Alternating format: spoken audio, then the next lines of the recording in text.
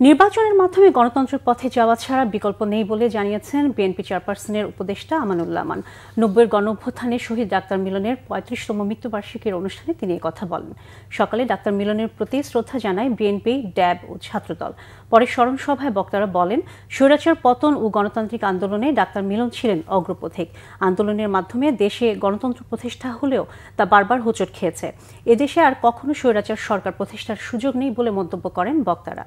অনুষ্ঠানে ডাক্তার মিলনের মা সেলিনা আক্তার বলেন, সবার জন্য স্বাস্থ্যসেবা নিশ্চিত করা গেলেই মিলনের স্বপ্ন পূরণ হবে। আগামীতে বাংলাদেশ গ্রহণযোগ্য নির্বাচন আয়োজনের মধ্য দিয়ে দেশকে সামনের দিকে এগিয়ে যাবে বলেও প্রত্যাশা ব্যক্ত করেন বক্তারা। নির্বাচন অন্তর্বর্তীকালীন সরকার মাননীয় প্রধান উপদেষ্টা আন্তরিকভাবে ঘোষণা করেছেন, কিন্তু নির্বাচনের বিষয়েও অনেক বাধার সৃষ্টির চেষ্টা হচ্ছে, কিন্তু কোনো বাধাই এই নির্বাচন বানচাল করতে পারবে না।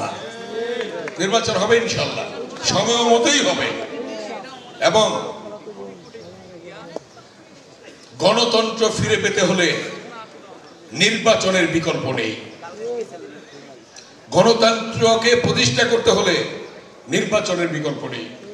তাই একটি সুষ্ঠু নির্বাচনের মাধ্যমে